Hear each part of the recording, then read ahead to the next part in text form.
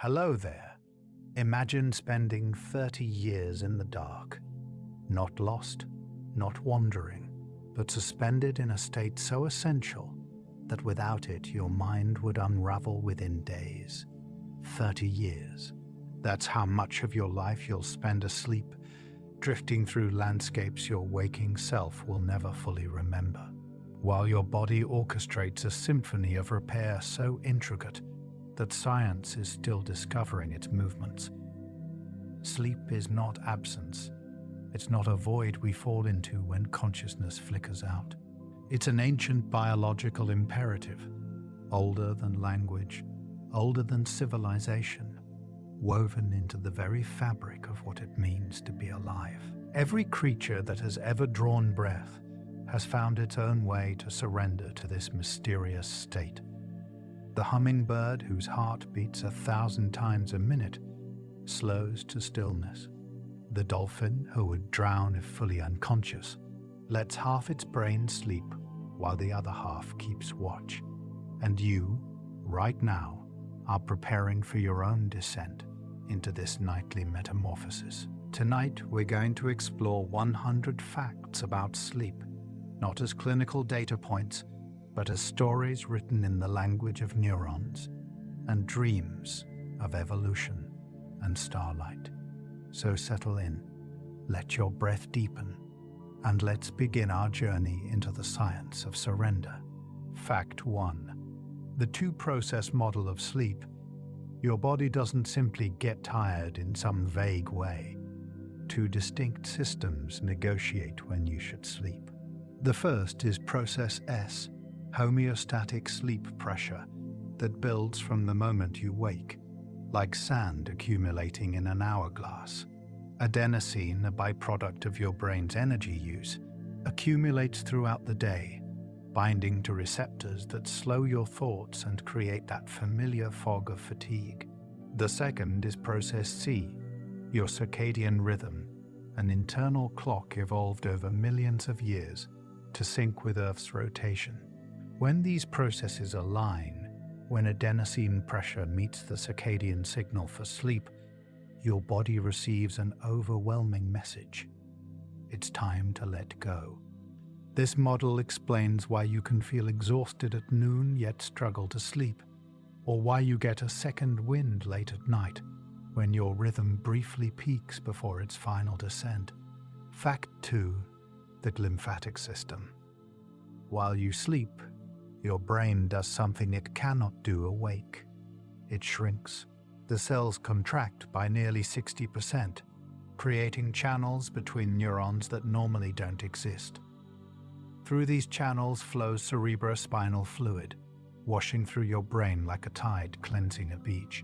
This is the glymphatic system, discovered in 2012, a waste clearance mechanism operating almost exclusively during sleep.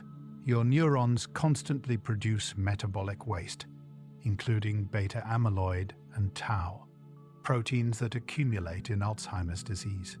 Your brain has no lymphatic system like your body, no vessels to carry away cellular debris. Fact 3. Sleep cycles are not equal. Sleep occurs in cycles of roughly 90 minutes, moving through stages from light to deep to REM and back. But these cycles aren't identical. They're like chapters that change character as night progresses. During your first third of sleep, cycles are dominated by deep, slow-wave sleep, where brain waves slow to rolling delta rhythms like ocean swells. Your body prioritizes physical restoration, releasing growth hormone, repairing tissues, strengthening immunity. As night continues, the architecture shifts. Later cycles contain less deep sleep and increasingly longer REM periods, that strange state where your brain becomes nearly as active as when awake, but your body is paralyzed. By morning, you might spend 40 minutes in a single REM period. This shifting architecture means cutting sleep short doesn't just give you less of the same thing. You're specifically losing late-night REM sleep, crucial for emotional regulation, memory consolidation, and creativity. Fact 4. Core body temperature and sleep. Your body temperature isn't constant. It rises and falls in a rhythm so reliable you could set a clock by it, fluctuating about 1 degree Celsius daily. This thermal tide is intimately connected to sleep. As evening approaches, your core temperature drops from its afternoon peak. This cooling isn't a consequence of sleep, but a prerequisite. Your body must lower temperature to initiate sleep, which is why hot bedrooms make falling asleep difficult, and why a warm bath 90 minutes before bed helps. The bath temporarily raises core temperature, but when you step out, your body overcompensates, dropping temperature faster than otherwise. Cooling continues through the night, reaching its lowest point around 4 or 5 a.m., 2 hours before you naturally wake. Then temperature rises again, pulling you toward consciousness. This is why you often wake needing to urinate in early morning. Your kidneys, responding to rising temperature, increase filtration rate. Fact 5. The suprachiasmatic nucleus. Deep in your brain, just above where your optic nerves cross, sits a cluster of 20,000 neurons called the suprachiasmatic nucleus, or SCN. This tiny region, no larger than a grain of rice, is your master circadian clock. What makes the SCN remarkable is that it keeps time even in complete isolation. Placed in a cave with no light or clocks, your SCN would continue running on a cycle of approximately 24 hours and 11 minutes. This is your endogenous circadian period, your body's innate time sense. The SCN receives direct input from specialized retinal cells that detect light levels. When light hits these cells, particularly blue wavelengths in morning sunlight, they signal the SCN, it's daytime. Reset the clock. This is entrainment, synchronizing your internal clock with the external world. The SCN end then broadcasts timing signals throughout your body, coordinating when your liver metabolizes fats, when muscles are strongest, when immunity is most vigilant. Fact 6. Sleep deprivation and microsleeps. Stay awake long enough, and your brain will force you to sleep whether you want to or not. After 17 hours of wakefulness, your cognitive performance declines to levels equivalent to 0.05% blood alcohol. After 24 hours, you're functionally impaired as if legally drunk. Push beyond this, and your brain takes sleep in tiny involuntary installments called microsleeps. These brief episodes, lasting a fraction of a second to 30 seconds, are moments when your brain essentially shuts down. Your eyes might remain open. You might appear awake, but neurologically, you've entered sleep. During a microsleep, you're not processing information or making decisions. You're simply gone. This makes sleep-deprived driving catastrophically dangerous. A 3-second microsleep at highway speed means traveling a football field's length completely unconscious. Your brain isn't designed to be overridden indefinitely. Sleep isn't optional, and when you try to make it so, your brain takes what it needs in fragmentary, dangerous moments. For most of human history, sleep was considered a unitary state, a simple shutdown of consciousness. Then, in 1953, graduate student Eugene Aserinsky was studying infant sleep patterns in Nathaniel Kleitman's laboratory at the University of Chicago. Aserinsky noticed something peculiar. At certain points, infants' eyes moved rapidly beneath closed eyelids, darting as if watching something. When woken during these periods, they seemed more alert than when woken from other sleep stages. Aserinsky and Kleitman studied adults and discovered the same phenomenon. They called it rapid eye movement sleep, or REM. They discovered that sleep wasn't one thing, but multiple distinct states, each with its own neurological signature. During REM, brain electrical activity looks remarkably similar to waking consciousness, yet the body is paralyzed, prevented from acting out dreams by a brainstem shutdown of motor neurons. This discovery revolutionized sleep science, revealing we don't simply turn off at night, but cycle through radically different brain states. Sleep isn't a human invention or even a mammalian one. Sleep, or something very much like it, appears universal among animals with nervous systems. Fruit flies sleep. Jellyfish pulse more slowly in what appears to be rest. Even the roundworm C. elegans, with its mere 302 neurons, has periods of quiescence, sharing key sleep features. But the diversity of sleep strategies is breathtaking. Birds can sleep with one brain hemisphere at a time, keeping one eye open for predators. Dolphins and whales do the same because they must consciously breathe and cannot be fully unconscious.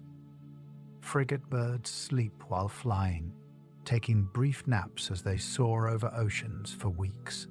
Giraffes sleep only 30 minutes daily in 5-minute increments because lying down makes them vulnerable. Brown bats sleep nearly 20 hours daily. The alpine swift flies 200 days without landing, sleeping on the wing in brief bursts. Every animal must balance sleep's necessity against unconsciousness's dangers. Melatonin has become synonymous with sleep, sold in every pharmacy as a supplement to help you drift off. But melatonin isn't a sleeping pill. It's a signal, a chemical messenger telling your body what time it is. Melatonin is produced by the pineal gland, a small structure deep in your brain that Descartes once believed was the seat of the soul. As darkness falls, your suprachiasmatic nucleus signals the pineal gland. Begin melatonin production. Melatonin levels rise throughout evening, peaking at midnight, then declining as dawn approaches. This rising tide doesn't directly cause sleep. Instead, it opens the gate for sleep to occur, lowering core body temperature, reducing alertness, signaling to every cell that night has arrived. This is why melatonin supplements work best for circadian rhythm disorders like jet lag or shift work, rather than ordinary insomnia. They're chronobiotics, time givers, helping reset your internal clock. When you learn something new, that information is initially fragile, held in temporary storage in the hippocampus. For that memory to become permanent, it must transfer to the cortex, where long-term memories reside. This transfer happens primarily during sleep. During deep, slow-wave sleep, your brain replays neural patterns active during learning that in compressed, accelerated fashion. An hour learning a new city route might replay in just minutes during sleep, strengthening synaptic connections encoding that memory. This is memory consolidation, one of sleep's most important functions. But sleep doesn't strengthen memories indiscriminately. It's selective, prioritizing emotionally significant information, or what you've been told is important. Study before sleep, and you'll remember more than if you study then stay awake. Learn a motor skill and sleep, and you'll perform better the next day than if you practiced the same amount without sleep. Sleep is active information processing. Your alertness doesn't decline steadily throughout the day. It follows a complex circadian pattern with predictable peaks and valleys. Most people experience highest alertness in late morning around 10 or 11 o'clock when cortisol levels are elevated and core body temperature is rising. Then, in early afternoon, typically between 1 and 3, there's an alertness dip that has nothing to do with lunch. This is the post-lunch dip, the afternoon slump, and it occurs even if you don't eat. It's a circadian phenomenon, a brief downturn in your biological rhythm. Cultures worldwide have recognized this dip and institutionalized it as the siesta, a short afternoon nap aligning with your biology. After this dip, alertness rises again, often peaking in early evening around 6 or 7. This is why many feel a second wind in the evening, a burst of energy that can make falling asleep early difficult. There's a phenomenon that has terrified humans across cultures for thousands of years, inspiring myths of demons, ghosts, and supernatural visitations. It's called sleep paralysis, a glitch in sleep's normal architecture. During REM sleep, your brain paralyzes your body to prevent acting out dreams. This paralysis is mediated by the brainstem, which shuts down motor neurons, leaving you unable to move anything except eyes and diaphragm. Normally, this paralysis is perfectly synchronized with REM sleep. You're paralyzed while dreaming, and paralysis lifts when you wake. But sometimes timing goes wrong. You wake before paralysis releases, finding yourself fully conscious but completely unable to move. Your eyes are open. You're aware of surroundings, but you can't speak, move, or even take a full breath. This experience is often accompanied by hallucinations, because your brain is still partially in REM, still generating dream imagery that now overlays your perception of reality. People report seeing shadowy figures, feeling chest weight, sensing malevolent presences. Why do we sleep? It's one of biology's most fundamental questions, and the answer isn't entirely clear. From an evolutionary perspective, sleep seems like a terrible idea. For 8 hours nightly, our ancestors were unconscious, vulnerable to predators, unable to forage, reproduce, or care for offspring. Any mutation-reducing sleep need should have been strongly favored by natural selection. Yet sleep persists. Every animal sleeps or does something very much like it. This universality suggests sleep must provide benefits so crucial they outweigh the enormous costs of unconsciousness. Leading theories propose sleep serves multiple essential functions: clearing metabolic waste, consolidating memories, regulating emotions, maintaining synaptic homeostasis, supporting immune function. No single function fully explains sleep, suggesting it's not one thing, but a collection of processes requiring the brain to be offline. Whatever its origins, sleep has become so deeply embedded in our biology that we cannot survive without it. Rats deprived of sleep die within 2 to 3 weeks. Dreams have puzzled humanity since we first became conscious enough to remember them. Why does your brain generate these elaborate, often bizarre narratives while you sleep? The truth is, we still don't fully know, but several compelling theories have emerged. The threat simulation theory suggests dreams are an evolutionary rehearsal space, where your brain practices responding to dangers in a safe environment.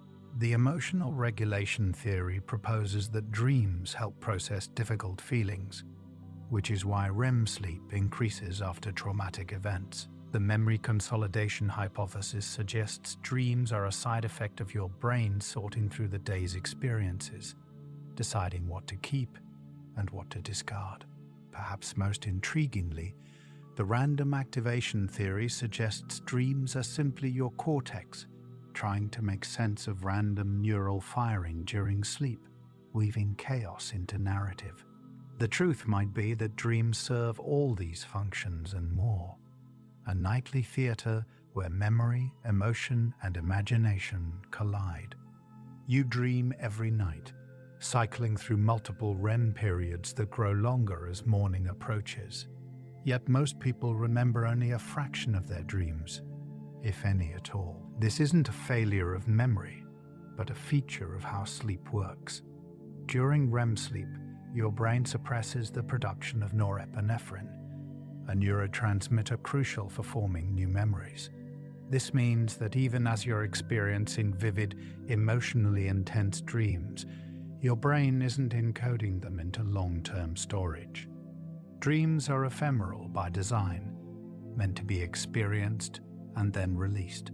The dreams you do remember are typically those you wake from directly, catching them before they dissolve. This is why keeping a dream journal works.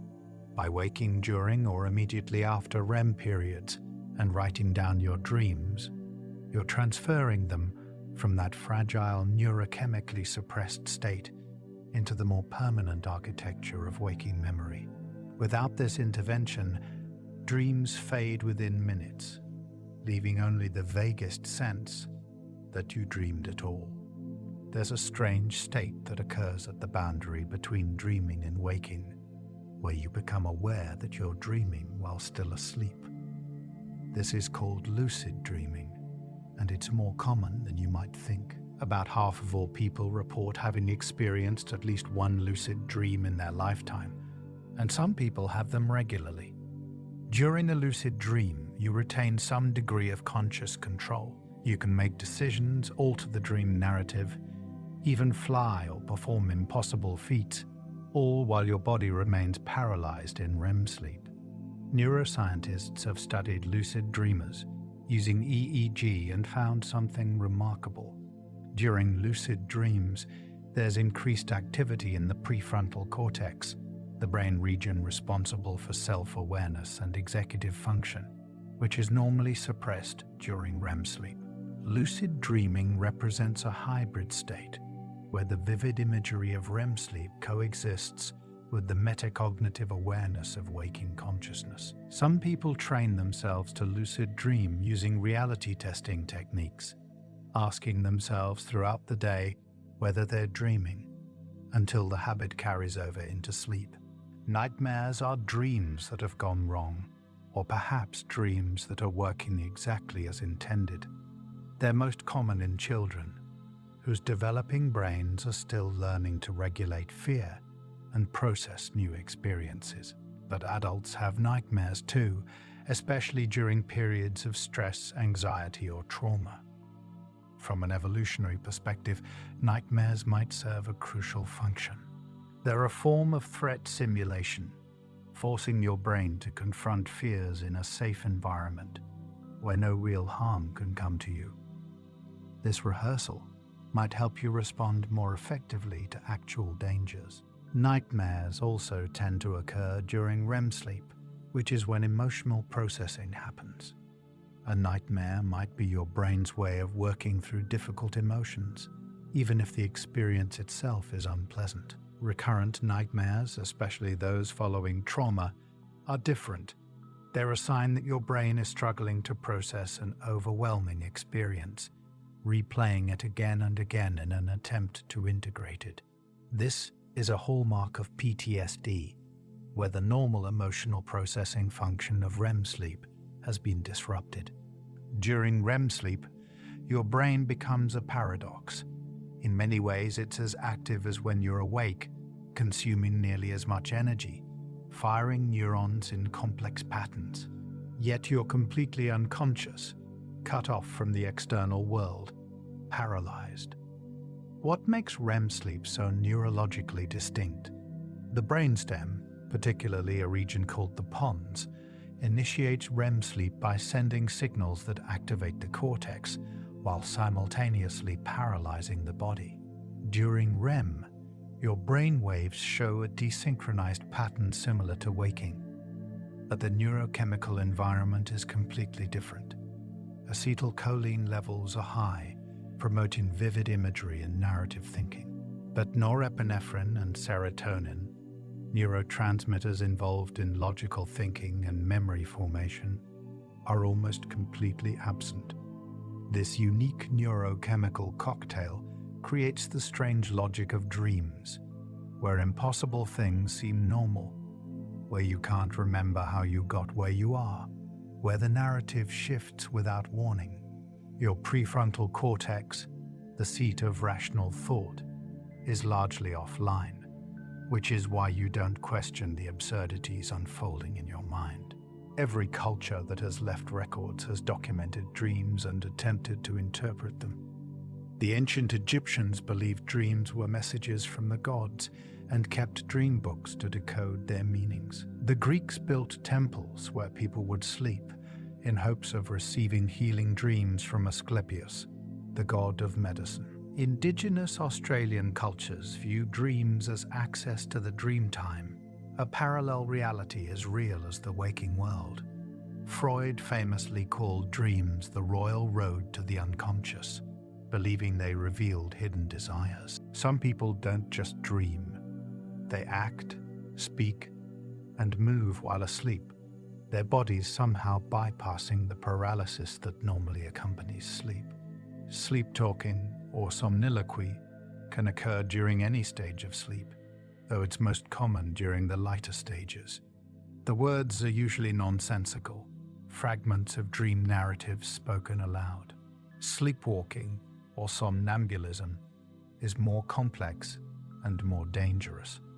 It typically occurs during deep, slow-wave sleep, not during REM, when dreams are most vivid. Sleepwalkers can perform surprisingly complex behaviors, walking through their homes, opening doors, even leaving the house, all while completely unconscious. Their eyes are usually open, giving the appearance of wakefulness, but they're not processing their environment normally. Sleepwalking is most common in children and tends to run in families, suggesting a genetic component. It's often triggered by sleep deprivation, stress, or disrupted sleep schedules. The most important thing to know about sleepwalking is that it's not acting out dream. What do people dream about? Researchers have been collecting dream reports for decades, and patterns have emerged. Most dreams are mundane, featuring everyday activities and familiar people. You're more likely to dream about your commute than about flying through space. Negative emotions are more common in dreams than positive ones, with anxiety being the most frequently reported feeling. Physical aggression appears in dreams more often than friendliness. Settings are usually familiar, places you've actually been rather than fantastical landscapes. And despite the popular belief that dreams are highly sexual, sexual content appears in only about 10% of dreams. What's fascinating is that dream content reflects waking concerns. Students dream about exams. Athletes dream about their sports. During the COVID-19 pandemic, dreams became more anxious, more socially isolated, featuring masks and distancing. Your dreams are not random. They're deeply connected to your waking life, processing your experiences, concerns, and emotions through the strange associative logic of the sleeping brain. They're a mirror, albeit a distorted one, reflecting who you are and what matters to you. In most people, REM sleep comes with complete muscle paralysis, a safety mechanism that prevents you from acting out your dreams. But in some people, this paralysis fails. They have REM sleep behavior disorder, or RBD, and they physically act out their dreams, often violently. People with RBD might punch, kick, leap from bed, or shout, all while deeply asleep. They're not aware of their actions and often have no memory of them upon waking. What makes RBD particularly concerning is its association with neurodegenerative diseases. RBD often appears years or even decades before the onset of Parkinson's disease, Lewy body dementia, or multiple system atrophy. It's caused by degeneration in the brainstem regions that normally paralyze the body during REM sleep. The dreams of people with RBD are often more violent than typical dreams, filled with themes of being attacked or chased. They're not acting out aggression toward their bed partners, even if it appears that way. They're defending themselves against dream threats, completely unaware of the real world around them. RBD is treatable with medication and environmental modifications to prevent injury. In 1977, psychiatrists Alan Hobson and Robert McCarley proposed a radical theory about dreams that challenged decades of psychoanalytic interpretation. They called it the activation synthesis hypothesis. and it suggested that dreams are not meaningful messages from the unconscious, but rather the brain's attempt to make sense of random neural activity during REM sleep. During REM, the pons in the brainstem fires signals somewhat randomly, activating different parts of the cortex. The cortex, which is designed to find patterns and create narratives, does what it does best. It synthesizes these random signals into a story. This is why dreams are so bizarre. Your brain is trying to create coherent narrative from incoherent input, weaving together fragments of memory, emotion, and sensation into something that resembles experience. The theory was controversial because it suggested dreams might be essentially meaningless, just neurological noise. But even if the initial activation is random, the synthesis is not. The stories your brain creates still reflect your memories, concerns, and emotional state. Dreams might not be messages, but they're not meaningless either. Your sleeping brain is not completely cut off from the external world. Sensory information can penetrate into your dreams, woven into the narrative in strange and creative ways. This is called dream incorporation. The classic example is the alarm clock that becomes a ringing telephone in your dream, or the need to urinate that transforms into a dream about searching desperately for a bath. If you're deprived of REM sleep specifically, your brain will fight back. This is called REM rebound, and it's one of the clearest pieces of evidence that REM sleep serves a crucial function. In experiments where researchers wake subjects every time they enter REM sleep, allowing them to sleep otherwise normally, something remarkable happens. The brain tries harder and harder to enter REM, initiating REM periods more frequently. When the deprivation ends and subjects are allowed to sleep undisturbed, they spend a much higher percentage of the night in REM than usual, sometimes double the normal amount. The brain is catching up, reclaiming the REM sleep it was denied. This rebound effect suggests that REM sleep is not optional, that the brain needs it for something essential. The leading theories point to emotional regulation and memory consolidation, particularly for procedural memories and emotional experiences. Without adequate REM sleep, people become emotionally unstable, irritable, and struggle to learn new skills. The brain will sacrifice other sleep stages to get the REM sleep it needs. There are two transitional moments in every sleep cycle: the descent into sleep and the ascent back to waking. During these transitions, strange things can happen. As you're falling asleep, you might experience hypnagogic hallucinations, vivid sensory experiences that aren't quite dreams. You might see faces, hear voices, feel like you're falling or floating.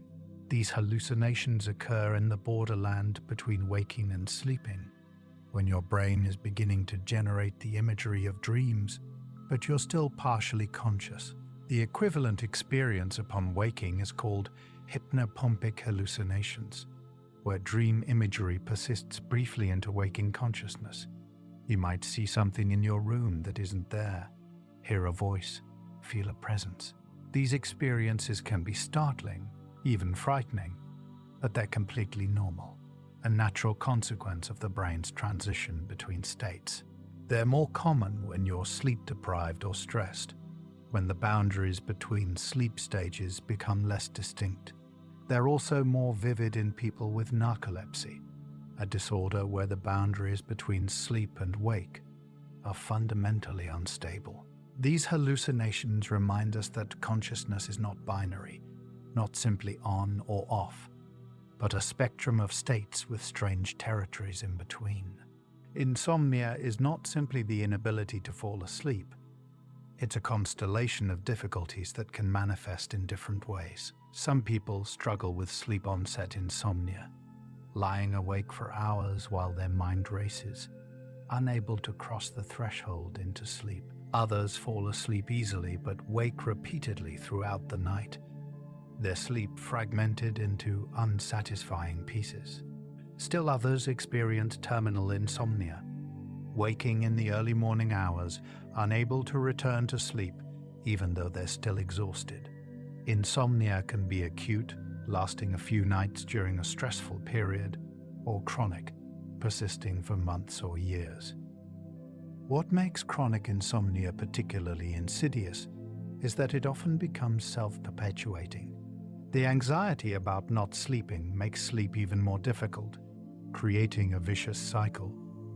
Your bed becomes associated with wakefulness and frustration rather than rest. Cognitive behavioral therapy for insomnia, or CBTI, works by breaking this cycle, retraining your brain to associate bed with sleep rather than anxiety. Sleep apnea is one of the most common yet underdiagnosed sleep disorders, affecting millions of people who may not even know they have it. During sleep apnea, your airway repeatedly collapses, cutting off oxygen flow. Your brain detects the drop in oxygen and briefly wakes you just enough to restart breathing.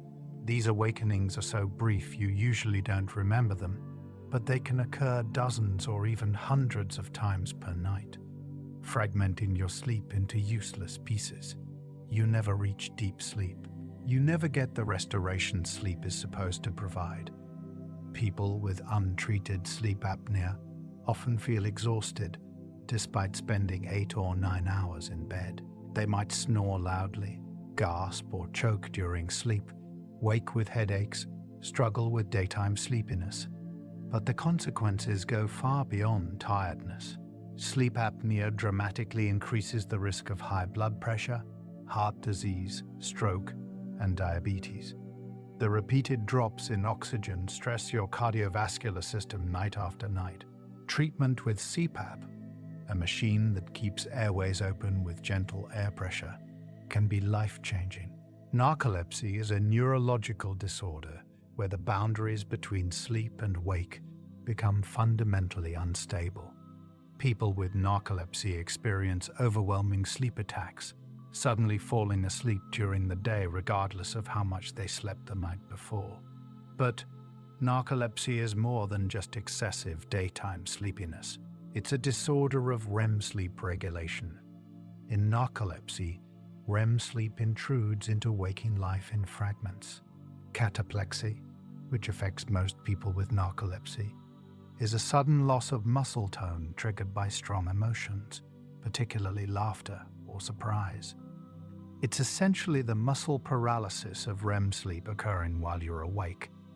Your knees might buckle, your head might drop, or in severe cases you might collapse completely, fully conscious, but unable to move.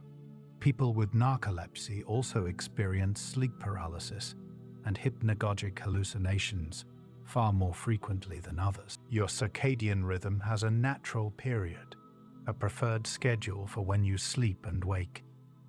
For most people, this aligns reasonably well with societal expectations. But some people have a circadian rhythm that's fundamentally delayed. They're night owls taken to an extreme.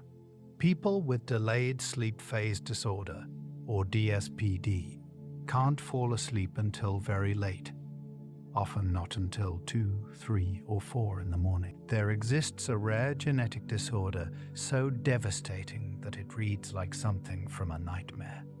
Fatal familial insomnia, or FFI, is a prion disease caused by misfolded proteins that spread through the brain, destroying the thalamus, the region crucial for sleep regulation. It begins in middle age, usually with mild insomnia that progressively worsens. Over months, the person loses the ability to sleep entirely. They might doze briefly, entering a twilight state that's neither true sleep nor full wakefulness. But they never achieve restorative sleep. As the disease progresses, they develop hallucinations, confusion, rapid weight loss. Their autonomic nervous system fails. They eventually fall into a stupor and die, typically within a year of symptom onset. There is no cure. No treatment can restore sleep once it's lost. FFI is mercifully rare, affecting only a few dozen families worldwide, but it demonstrates something profound. Sleep is not optional. Without it, the brain and body cannot survive. FFI is a stark reminder of how essential sleep is to life itself. Sleepwalking runs in families, passed down through generations in patterns that suggest a strong genetic component. If both your parents sleepwalked as children, you have a 60% chance of sleepwalking yourself. The disorder typically begins in childhood, between ages 4 and 8, and most children outgrow it by adolescence as their brain matures. But some people continue sleepwalking into adulthood. Sleepwalking occurs during deep, slow-wave sleep, usually in the first third of the night. The sleepwalker is caught in a hybrid state, where parts of the brain responsible for movement and basic behaviors are active, but the prefrontal cortex, responsible for judgment and awareness, remains asleep. This is why sleepwalkers can navigate their homes, open doors, even have simple conversations, but have no memory of it afterward. Sleepwalking episodes are typically brief, lasting a few minutes, but they can be dangerous.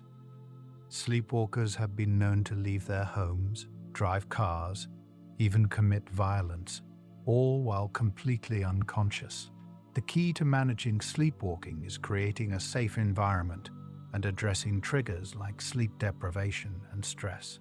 Night terrors and nightmares are often confused, but they're fundamentally different phenomena occurring during different stages of sleep. Nightmares are vivid, frightening dreams that occur during REM sleep, usually in the second half of the night. You wake from a nightmare with clear memory of the dream, heart pounding, but you're quickly oriented and aware. Night terrors are something else entirely. They occur during deep, slow-wave sleep, usually within the first few hours after falling asleep. During a night terror, a person, usually a child, suddenly sits up, screams, appears terrified, eyes wide open but unseeing. Their heart races, they sweat, they might thrash or try to flee, but they're not awake. They're trapped in a state between deep sleep and waking, and they're not experiencing a dream. When the episode ends, they fall back asleep with no memory of what happened.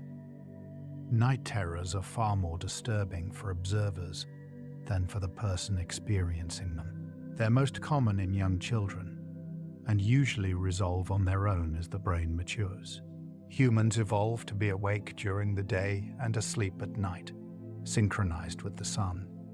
But modern society demands that some people work against this ancient rhythm, staying awake through the night and sleeping during the day. For many shift workers, this creates shift work sleep disorder, a chronic misalignment between their circadian rhythm and their sleep schedule. Their body is trying to keep them awake during the day when they need to sleep, and trying to make them sleep at night when they need to work.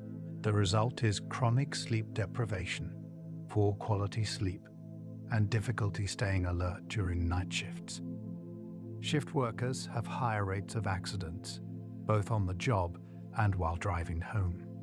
They also face increased health risks, including cardiovascular disease, diabetes, obesity, and certain cancers. The International Agency for Research on Cancer has classified night shift work as a probable carcinogen. The disruption to circadian rhythms affects metabolism, hormone production, and immune function. Some people adapt better than others, but for many, shift work exacts a heavy toll on health and well-being. Imagine sleeping for 20 hours a day, waking only to eat and use the bathroom, existing in a fog for weeks at a time. This is Klein-11 syndrome, or KLS, sometimes called Sleeping Beauty syndrome. It's an extremely rare disorder, affecting perhaps 1 in a million people, characterized by recurring episodes of hypersomnia. During an episode, which can last days or weeks, the person sleeps excessively and when awake appears confused, childlike, detached from reality. They often experience hyperphagia, eating compulsively, and hypersexuality. Then, as mysteriously as it began, the episode ends. The person returns to completely normal functioning, often with little memory of the episode. Weeks, months, or years might pass before the next episode. KLS typically begins in adolescence and often resolves on its own by the 20s or 30s. The cause remains unknown, though some cases are triggered by infections. There's no cure, though lithium and stimulants can sometimes help. For those affected and their families, KLS is bewildering and disruptive, stealing weeks of life at a time. Some people wake in the morning to find evidence of a nighttime meal they have no memory of preparing or eating. Wrappers in bed, food missing from the refrigerator, pots on the stove. This is sleep-related eating disorder, or SRED, a parasomnia where people eat while asleep or in a semi-conscious state. Unlike nighttime snacking while fully awake, people with SRED are not conscious during these episodes. They often eat strange combinations of foods, sometimes including non-food items. They might prepare food in dangerous ways, using the stove or sharp knives, while essentially unconscious. The disorder is more common in people with other sleep disorders, particularly sleepwalking and restless leg syndrome. Despite its alarming name, exploding head syndrome is harmless, though deeply unsettling for those who experience it.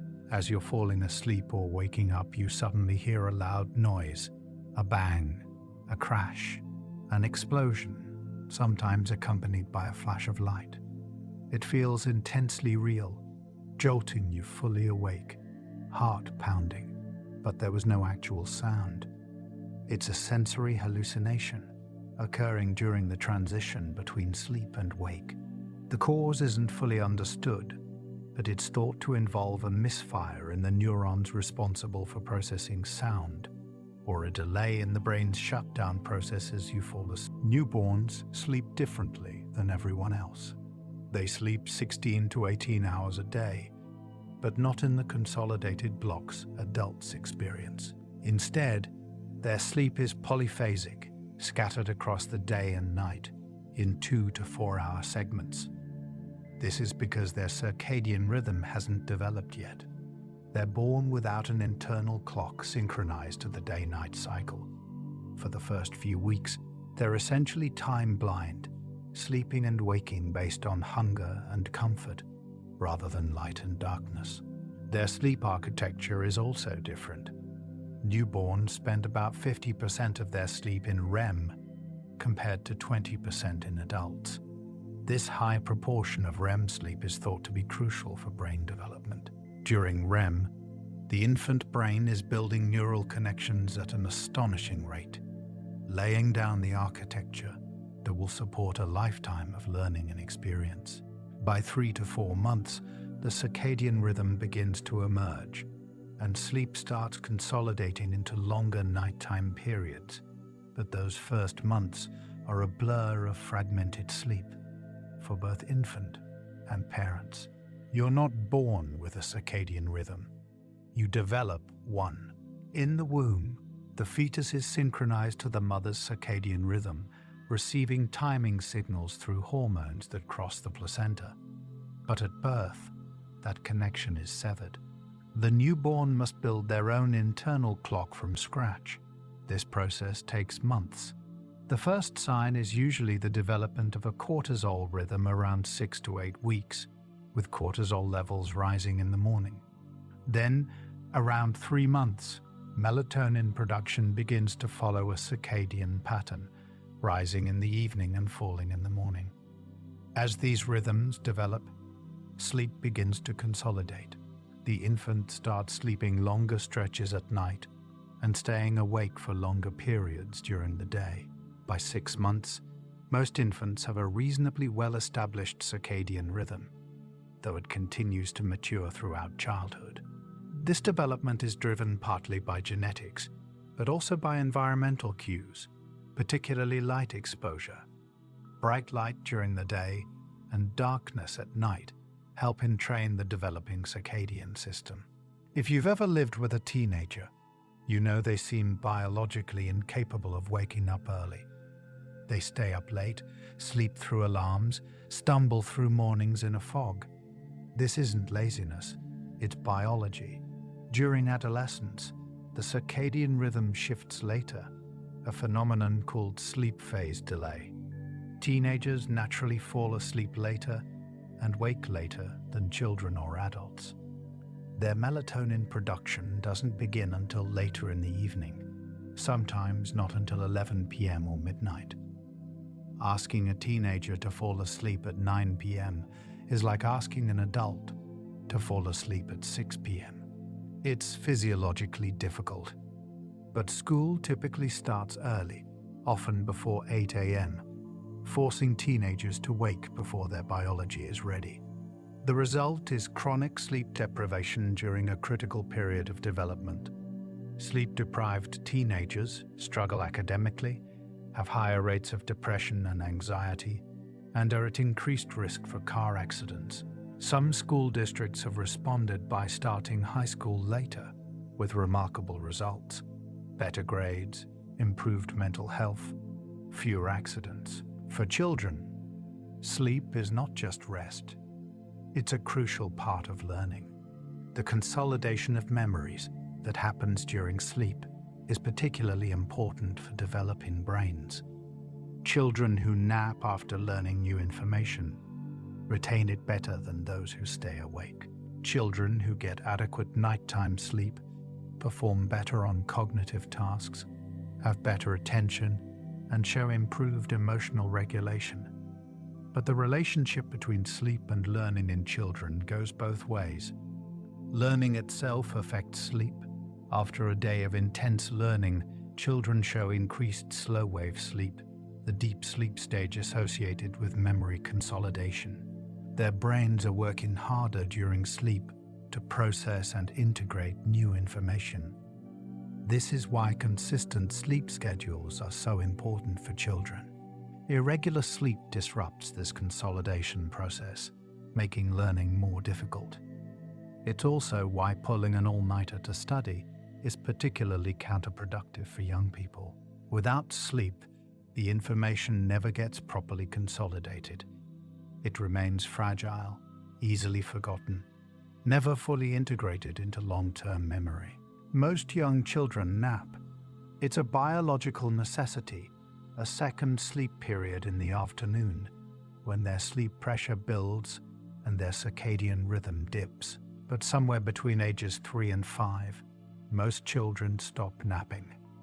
This transition is driven by the maturation of the circadian system and changes in sleep homeostasis. As children get older, they can sustain wakefulness for longer periods without the overwhelming need for sleep. The circadian dip in the afternoon becomes less pronounced. They can make it through the day on nighttime sleep alone. But this transition doesn't happen overnight, and it doesn't happen at the same age for all children. Some 3-year-olds still desperately need their nap. Others are ready to give it up. Forcing a child who no longer needs a nap to lie down can make nighttime sleep more difficult, as it reduces sleep pressure. But eliminating naps too early can lead to overtiredness, which paradoxically makes sleep harder. The key is watching the individual child, looking for signs of sleepiness in the afternoon, and adjusting accordingly. Pregnancy transforms sleep. In the first trimester, many women feel overwhelmingly tired, sleeping more than usual, napping during the day. This is driven partly by rising progesterone levels, which have a sedative effect. But as pregnancy progresses, sleep becomes more difficult. The growing belly makes finding a comfortable position challenging. Frequent urination interrupts sleep. Heartburn, leg cramps, and fetal movements all disrupt rest. Many pregnant women develop restless legs syndrome or sleep apnea, particularly in the third trimester. Sleep architecture changes too. Pregnant women spend less time in deep, slow-wave sleep and more time in lighter sleep stages. They wake more frequently. By the third trimester, sleep quality is often significantly degraded. This sleep disruption during pregnancy isn't just uncomfortable, it has consequences. Poor sleep during pregnancy is associated with longer labor, higher rates of cesarean delivery, and increased risk of postpartum depression. Yet it's often dismissed as a normal part of pregnancy, something to be endured rather than addressed. Better sleep support during pregnancy could improve outcomes for both mothers and babies. The sleep deprivation that comes with a newborn is legendary, and for good reason. In the first few months after birth, parents lose an average of 2 to 3 hours of sleep per night. This isn't just a few bad nights, it's months of chronic, severe sleep deprivation. The effects are profound. Sleep-deprived parents show impaired cognitive function, slower reaction times, increased irritability, and higher rates of depression and anxiety. The risk of postpartum depression is significantly higher in mothers who aren't getting adequate sleep. Relationships suffer. Accidents increase. Yet this is treated as an inevitable part of parenthood, something to joke about, rather than address seriously. The truth is, the sleep deprivation of new parenthood is severe enough to be considered a form of torture if imposed in other contexts. It affects brain function, emotional regulation, and physical health. Supporting new parents' sleep through partner support, family help, or professional night nurses when possible isn't a luxury, it's a necessity for the health and well-being of the entire family. Somewhere in your 40s or 50s, you might notice that sleep isn't what it used to be. You wake more frequently during the night. You spend less time in deep sleep. You might wake earlier in the morning than you'd like. These changes are a normal part of aging. As we get older, our sleep architecture shifts. The amount of deep, slow-wave sleep decreases, sometimes dramatically.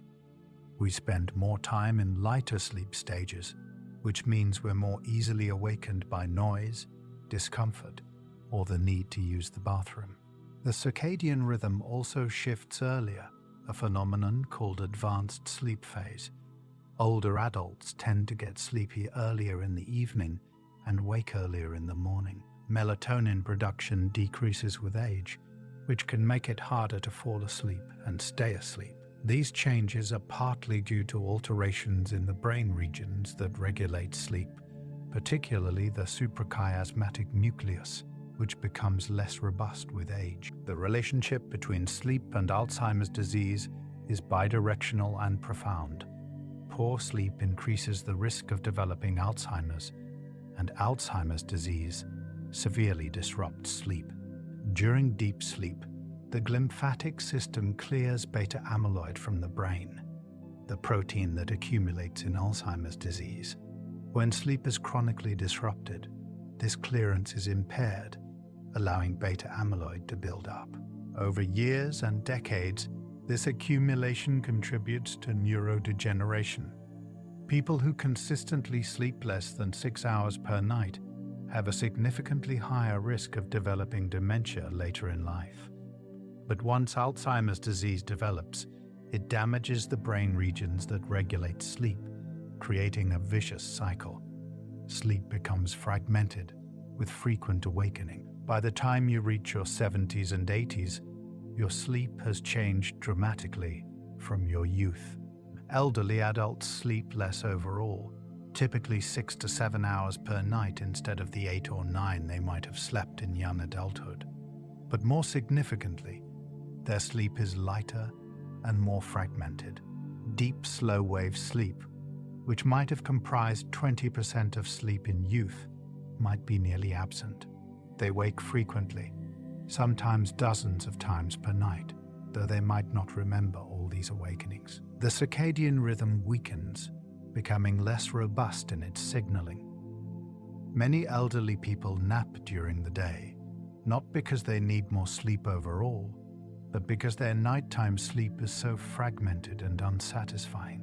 These changes are partly due to normal aging of the brain's sleep systems, but they're also exacerbated by other factors common in old age: medications that disrupt sleep, medical conditions that cause pain or discomfort, reduced exposure to bright light, and decreased physical activity. Improving these factors can significantly improve sleep quality in elderly adults, even if the underlying age-related changes can't be reversed. Menopause brings a host of changes, and sleep disruption is one of the most common and most distressing. Hot flashes and night sweats wake women repeatedly throughout the night, drenching them in sweat and making it impossible to stay asleep.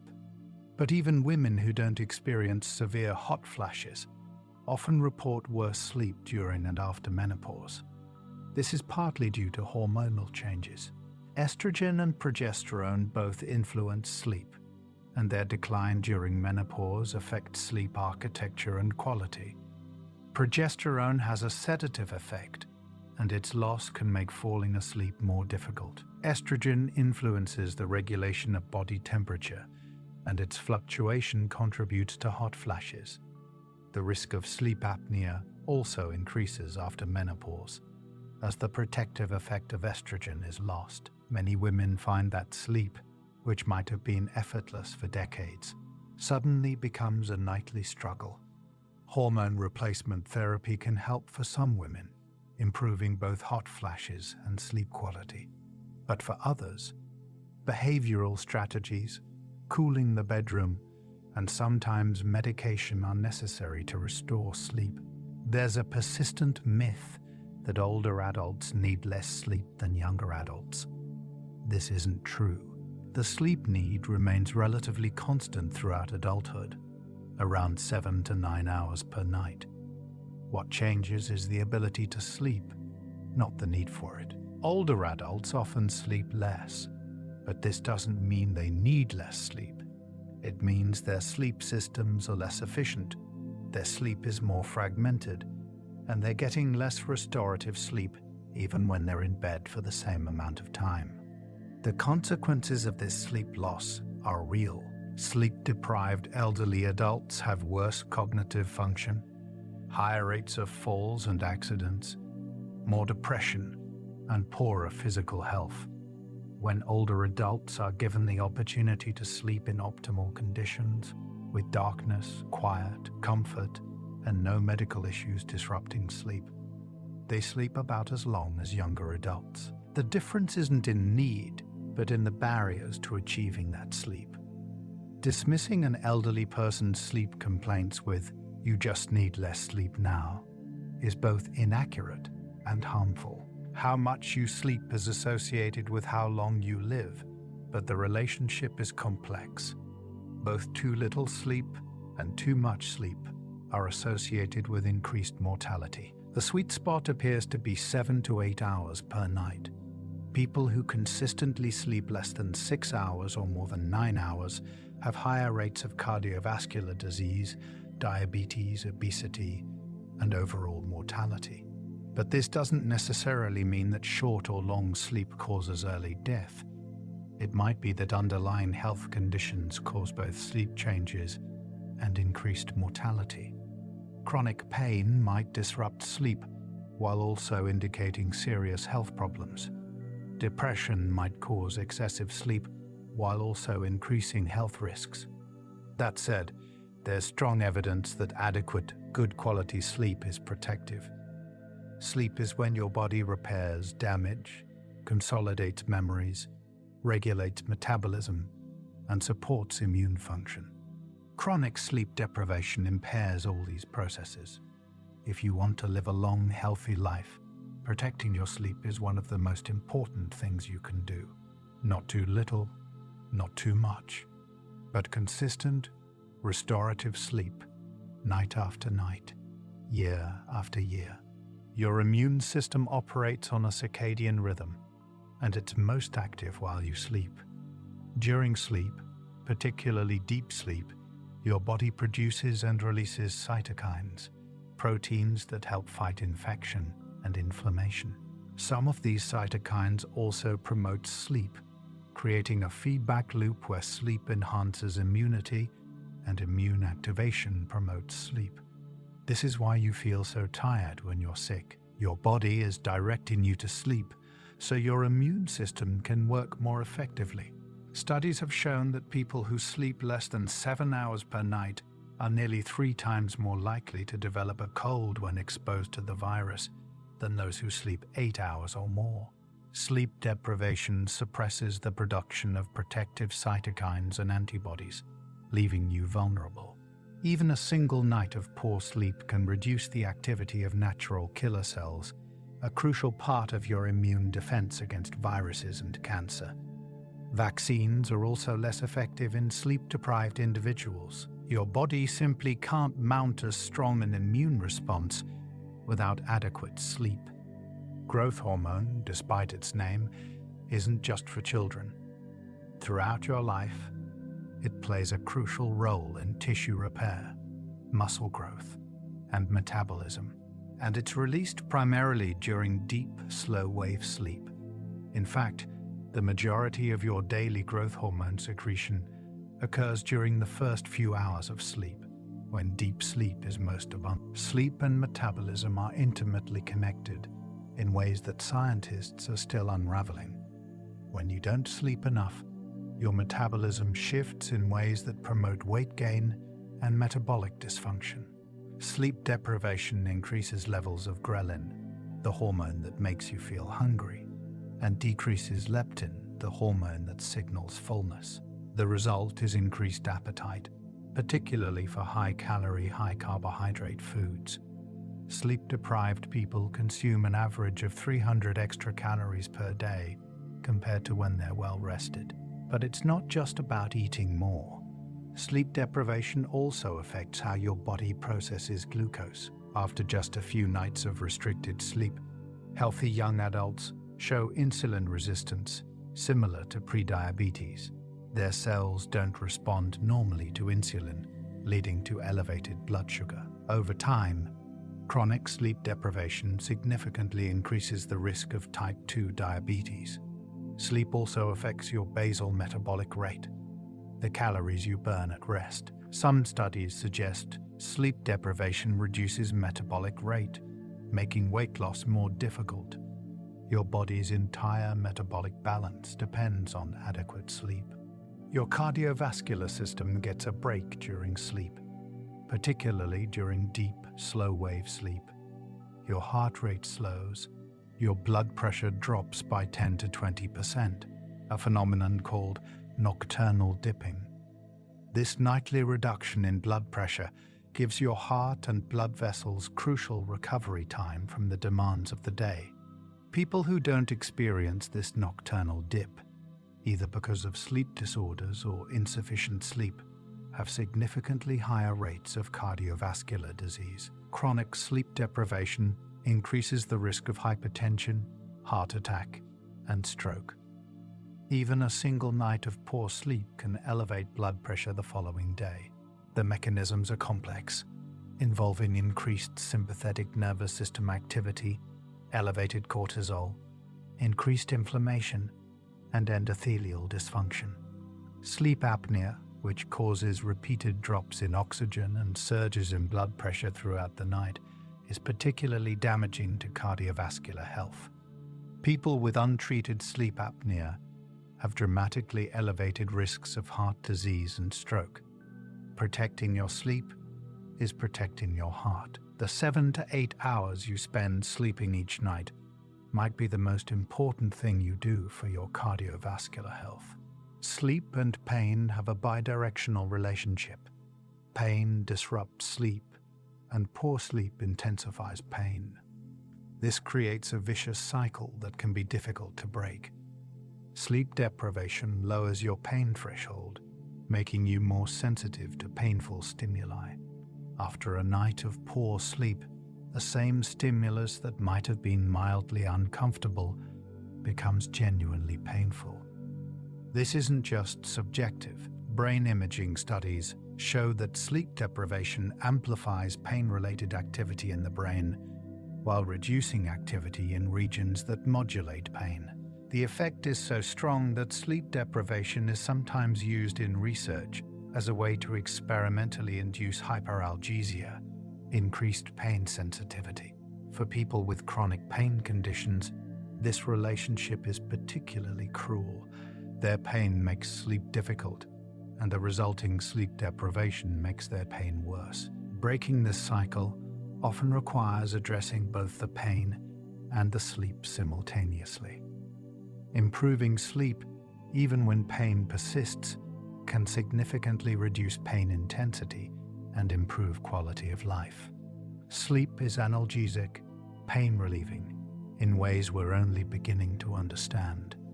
Your body has an extensive lymphatic system that drains fluid from tissues, transports immune cells, and removes waste products.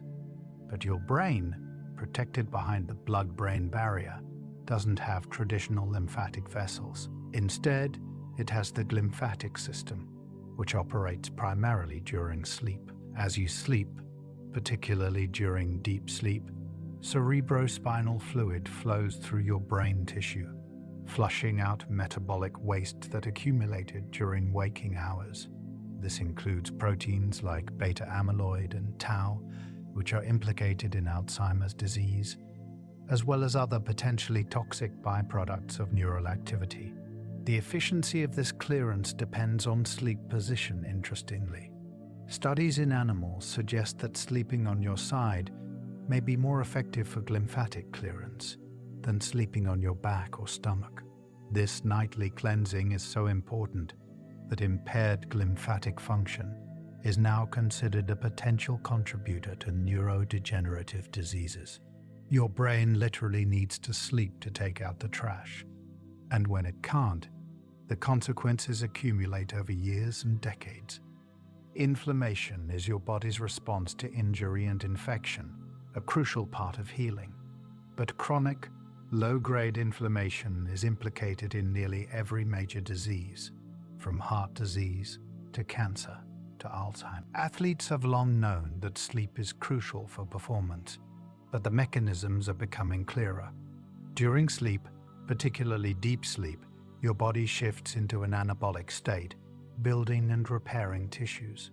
Protein synthesis increases, growth hormone is released, testosterone levels rise in men. All of these processes support muscle recovery and growth. Sleep deprivation, in contrast, shifts your body toward a catabolic state, breaking down muscle tissue. Sleep-deprived athletes show reduced strength, slower sprint times, decreased accuracy, and impaired decision-making. They're also at significantly higher risk for injury. One study of young athletes found that those sleeping less than 8 hours per night were 1.7 times more likely to be injured than those sleeping 8 hours or more. The relationship was dose-dependent. The less sleep, the higher the injury risk. For anyone engaged in physical training, whether elite athletes or weekend warriors, sleep is when the adaptations happen. You don't get stronger in the gym. You get stronger while you sleep, as your body repairs the damage from training and builds new muscle tissue. The term beauty sleep isn't just a saying. Your skin undergoes significant repair and regeneration during sleep. Cell division and growth are highest at night. Collagen production increases. Blood flow to the skin increases, delivering oxygen and nutrients while carrying away waste products. During deep sleep, growth hormone stimulates cell reproduction and repair, including skin cells. Melatonin, which rises during sleep, acts as an antioxidant, protecting skin cells from damage. Sleep deprivation disrupts all of these processes. Studies have shown that poor sleepers have more signs of skin aging, including fine lines, uneven pigmentation, and reduced skin elasticity. They also show impaired skin barrier function, making skin more vulnerable to environmental damage and slower to heal from wounds. After a night of poor sleep, skin appears more pale, with more visible blood vessels, darker under-eye circles, and more wrinkles. People can accurately judge whether someone is sleep-deprived just by looking at their face. Sleep is when your skin repairs the damage of the day and prepares for the challenges of tomorrow. Your endocrine system, the network of glands that produce hormones, operates on circadian rhythms that are intimately tied to sleep. Cortisol, your primary stress hormone, follows a daily pattern, rising sharply in the early morning to help you wake and declining throughout the day to its lowest point at night. Growth hormone, as we've discussed, is released primarily during deep sleep. Testosterone in men peaks during sleep and is lowest in the evening. Thyroid-stimulating hormone is released in a pulsatile pattern that's influenced by sleep. Prolactin rises during sleep. This orchestrated pattern of hormone release is crucial for health, and sleep deprivation disrupts it. Chronic sleep loss elevates evening cortisol, keeping you in a state of physiological stress. It reduces growth hormone release, impairing tissue repair. In men, it lowers testosterone levels, affecting everything from muscle mass to mood to sexual function. The entire hormonal symphony that regulates your body depends on the regular rhythm of sleep and wake. Disrupt that rhythm, and the music becomes discordant. Your gut microbiome, the trillions of bacteria living in your intestinal tract, has a circadian rhythm. The composition and activity of your gut bacteria change throughout the day, influenced by when you eat, when you're active, and when you sleep. Sleep deprivation disrupts this microbial rhythm, altering the balance of bacterial species in ways that may contribute to metabolic dysfunction and inflammation. Studies have shown that even a few nights of sleep restriction can change the composition of the gut microbiome, increasing bacteria associated with weight gain and metabolic disease, while decreasing beneficial species. The relationship goes both ways. Your gut bacteria produce neurotransmitters and other signaling molecules that influence sleep. They produce GABA, which promotes sleep. They produce serotonin, a precursor to melatonin. Disruption of the gut microbiome can lead to sleep problems, and sleep problems can disrupt the microbiome. This bidirectional relationship between sleep and gut health is an emerging area of research, but it's becoming clear that the health of your gut and the quality of your sleep are deeply interconnected. Your bones are not static structures. They're constantly being broken down and rebuilt in a process called remodeling. This process is regulated by hormones and follows a circadian rhythm. Bone formation markers peak at night, while bone resorption markers peak during the day. Sleep, particularly deep sleep, is when bone formation is most active. Growth hormone and other anabolic hormones released during sleep stimulate bone-building cells called osteoblasts. Sleep deprivation disrupts this process. Studies have shown that people who consistently sleep less than 6 hours per night have lower bone mineral density and higher rates of osteoporosis. Shift workers whose circadian rhythms are chronically disrupted also show increased bone loss. The mechanisms involve both the direct effects of sleep on bone metabolism and indirect effects through hormonal changes. Reduced growth hormone, elevated cortisol, and altered vitamin D metabolism all contribute to bone loss in sleep-deprived individuals. For bone health, as for so many aspects of physical health, adequate sleep is not optional. It's foundational. Elite athletes are increasingly recognizing sleep as a crucial component of training, as important as the physical work itself. Studies of athletes have shown that extending sleep improves performance across nearly every measure. Basketball players who increased their sleep to 10 hours per night showed faster sprint times, better shooting accuracy, and improved reaction times. Tennis players showed increased serve accuracy. Swimmers showed faster times. The improvements aren't marginal. they're significant enough to make the difference between winning and losing at elite levels. Sleep affects not just physical performance, but cognitive aspects of athletics, decision-making, anticipation, strategic thinking. Sleep-deprived athletes make more errors, take longer to react, and show impaired judgment. They're also more prone to overtraining syndrome, where the body can't recover adequately from training stress. Some professional sports teams now employ sleep coaches and create optimal sleep environments for their athletes, recognizing that the hours spent sleeping might be as important as the hours spent training. For anyone seeking to improve physical performance, whether in sports or daily life, sleep is the foundation on which all other training rests. The relationship between sleep and depression is complex and bidirectional. Nearly everyone with depression experiences sleep disturbances, whether insomnia, early morning awakening, or sometimes excessive sleep. For decades, these sleep problems were considered merely symptoms of depression. But research now suggests the relationship is more fundamental. Sleep disturbances often precede the onset of depression, sometimes by months or years. People with chronic insomnia have a significantly elevated risk of developing depression, and treating sleep problems can improve depression sometimes dramatically. The mechanisms involve shared neurotransmitter systems, particularly serotonin, which regulates both mood and sleep. Sleep deprivation also affects brain regions involved in emotional regulation, particularly the prefrontal cortex and amygdala. After a night of poor sleep, the amygdala, which processes negative emotions, becomes hyperactive, while the prefrontal cortex, which normally regulates emotional responses, shows reduced activity. This creates a state of emotional hyperreactivity, where negative stimuli feel more intense and harder to manage. Over time, chronic sleep disruption can fundamentally alter brain function in ways that promote depression. Anxiety and sleep are locked in a particularly cruel feedback loop.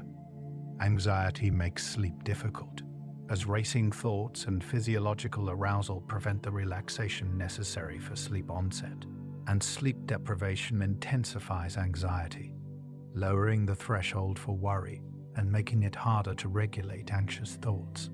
Brain imaging studies show that sleep deprivation amplifies activity in the brain's anxiety centers, while reducing activity in regions that normally keep anxiety in check. After just one night of poor sleep, healthy people show increased anxiety levels the next day. For people with anxiety disorders, sleep deprivation can trigger or worsen symptoms. The anticipatory anxiety about not being able to sleep can itself prevent sleep, creating a self-fulfilling prophecy. This is why cognitive behavioral therapy for insomnia often includes addressing anxiety about sleep, breaking the association between bed and worry. Improving sleep doesn't cure anxiety disorders, but it can significantly reduce symptom severity and improve response to other treatments. Sleep is not just affected by anxiety, it's a crucial part of anxiety regulation. There's a reason why sleep on it is such common advice. Sleep, particularly REM sleep, enhances creativity and problem solving in ways that waking thought cannot match. During REM sleep, your brain makes novel connections between disparate pieces of information, finding relationships that your logical, waking mind might never discover. The neurochemical environment of REM sleep, with high acetylcholine but low norepinephrine and serotonin, allows for loose associative thinking, unconstrained by logic or practicality. This is why dreams are so bizarre, but it's also why they can be so creative. Studies have shown that people who sleep after being presented with a problem are more likely to find creative solutions than those who stay awake. REM sleep specifically enhances insight, that aha moment when a solution suddenly becomes clear. Many famous discoveries and artistic breakthroughs have occurred during or immediately after sleep. The structure of the benzene molecule, the melody of yesterday, the plot of Frankenstein, all came to their creators in dreams. Sleep doesn't just consolidate what you already know, it recombines it in novel ways, creating new insights.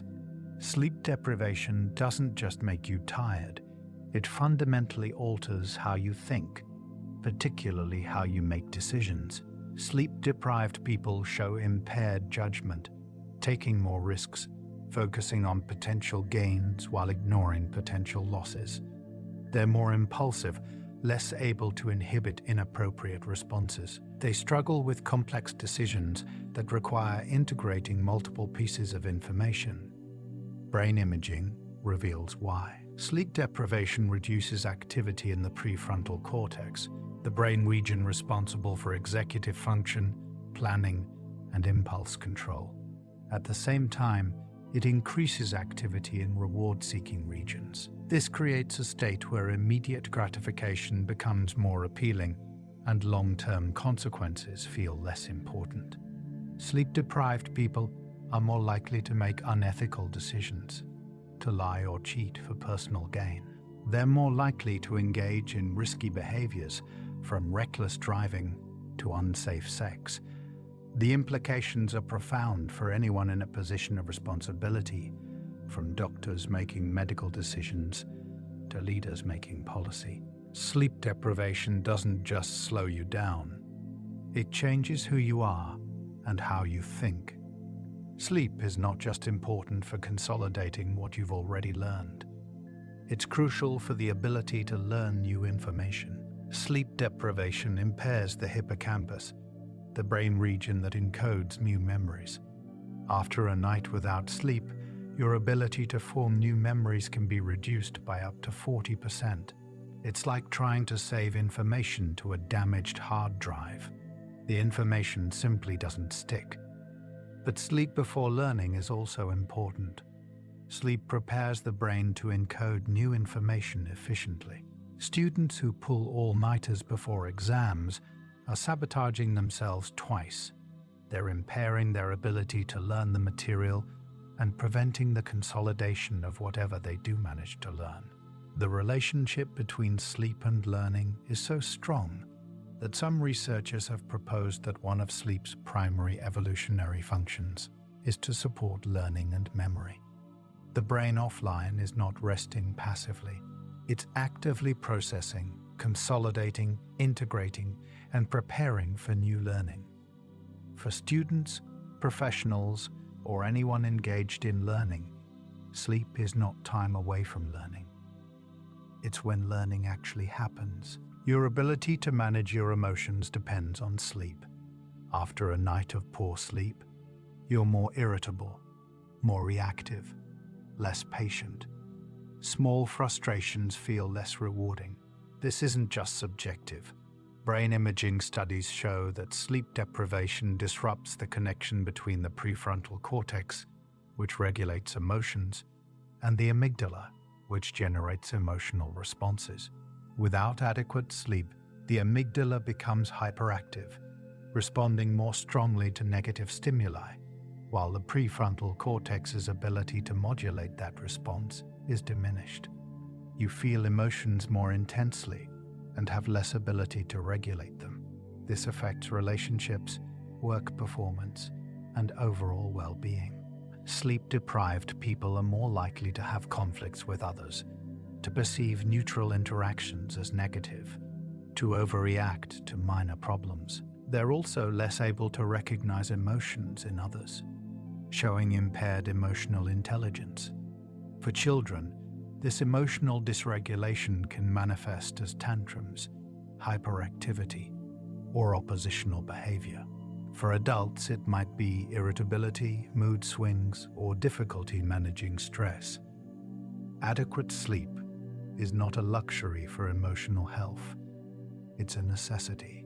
Post-traumatic stress disorder is fundamentally a disorder of memory and emotion, and sleep plays a crucial role in both.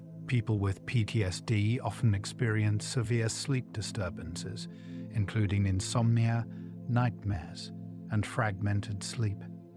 These sleep problems aren't just symptoms, they're part of the disorder's core pathology. During normal REM sleep, the brain processes emotional experiences, reducing their emotional intensity while preserving the memory. This is why emotional events, even distressing ones, typically become less emotionally charged over time. But in PTSD, this process fails. Traumatic memories remain intensely emotional, replaying in nightmares with full emotional force. Some researchers believe that the nightmares in PTSD represent the brain's repeated, failed attempts to process the trauma. The sleep disruption in PTSD also prevents the normal consolidation and integration of other memories, contributing to cognitive difficulties. Treating sleep problems in PTSD, particularly nightmares, can improve overall symptoms. Medications like prazosin can reduce nightmares. Image rehearsal therapy, where patients rehearse modified versions of their nightmares while awake, can also help. Improving sleep doesn't cure PTSD, but it's an important part of recovery. Attention is one of the first cognitive functions to suffer when you don't sleep enough. After even a single night of poor sleep, your ability to sustain attention on a task deteriorates. You're more easily distracted, more prone to mind wandering, slower to notice important information. This is partly due to microsleeps, those brief lapses in consciousness that occur when you're severely sleep deprived. But even without microsleeps, sleep deprivation impairs the brain networks that support attention. The effects are dose-dependent. The less you sleep, the worse your attention becomes. For children, this can be mistaken for ADHD. Sleep-deprived children show inattention, hyperactivity, and impulsivity that can look identical to ADHD symptoms. Some children diagnosed with ADHD actually have undiagnosed sleep disorders, particularly sleep apnea. Treating the sleep problem can resolve the behavioral issues. For adults, impaired attention affects work performance, driving safety and daily functioning. The dangerous part is that sleep-deprived people often don't recognize how impaired they are. They feel tired, but they underestimate the impact on their cognitive function. They think they're performing normally when objective measures show significant deficits. Bipolar disorder is characterized by extreme mood swings between depression and mania, and sleep disturbance is central to both states. During depressive episodes, people often sleep excessively or experience insomnia. During manic episodes, the need for sleep dramatically decreases. Someone in a manic state might sleep only 2 or 3 hours per night, yet feel completely rested and energized. This reduced need for sleep is one of the diagnostic criteria for mania. But the relationship between sleep and bipolar disorder goes deeper than symptoms. Sleep disruption can trigger mood episodes. A few nights of poor sleep can precipitate mania in someone with bipolar disorder. Conversely, extending sleep can sometimes prevent or reduce manic episodes. The circadian rhythm is also disrupted in bipolar disorder, with instability in sleep-wake timing that persists even between mood episodes. This has led some researchers to propose that bipolar disorder is fundamentally a disorder of circadian rhythms. Treatment often includes stabilizing sleep-wake schedules, a therapeutic approach called interpersonal and social rhythm therapy. Protecting sleep is not just about managing symptoms, it's about preventing episodes and maintaining stability. People with schizophrenia experience profound sleep disturbances, including insomnia, circadian rhythm disruptions, and abnormal sleep architecture. Their sleep is lighter, more fragmented, with reduced slow-wave sleep and disrupted REM sleep. As we age, our sleep changes, and those changes may contribute to cognitive decline. The reduction in deep, slow-wave sleep that occurs with aging means less efficient memory consolidation and reduced glymphatic clearance of brain waste products. This creates a potential pathway from poor sleep to cognitive decline and dementia. Studies have shown that people who consistently sleep poorly in midlife have worse cognitive function and higher rates of dementia decades later.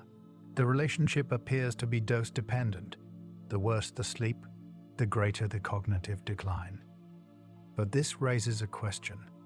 Is poor sleep causing cognitive decline, or is early neurodegeneration causing poor sleep? The answer appears to be both. Poor sleep contributes to the accumulation of proteins like beta amyloid, which damages the brain. But early brain changes also disrupt the systems that regulate sleep, creating a vicious cycle. This suggests that protecting sleep throughout life, particularly in middle age, might be one of the most important things we can do to preserve cognitive function as we age. Sleep is not just about how you feel tomorrow. It's about how your brain will function decades from now. Sleep disturbances are one of the strongest predictors of suicide risk, independent of depression or other mental health conditions. People with insomnia have a significantly elevated risk of suicidal thoughts and behaviors, even after controlling for depression. Nightmares, particularly frequent or distressing nightmares, are also associated with increased suicide risk. The mechanisms are complex. Sleep deprivation impairs emotional regulation, increases hopelessness, and reduces the ability to solve problems or think about the future. It creates a state of psychological pain that can feel unbearable. The nighttime hours, when sleep should provide respite, instead become a time of intense distress for people with insomnia. The light emitted by phones, tablets, computers, and televisions is rich in blue wavelengths, the same wavelengths most effective at suppressing melatonin production.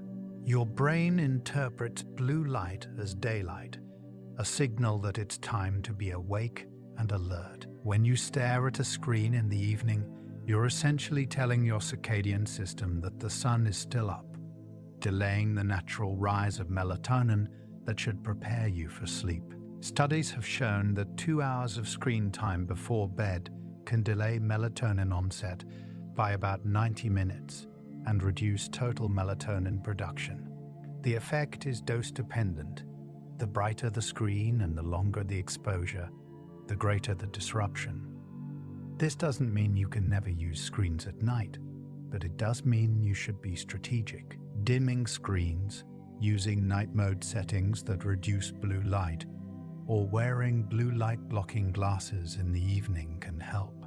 Better yet, establish a screen-free wind-down period before bed, giving your brain time to recognize that night has truly arrived.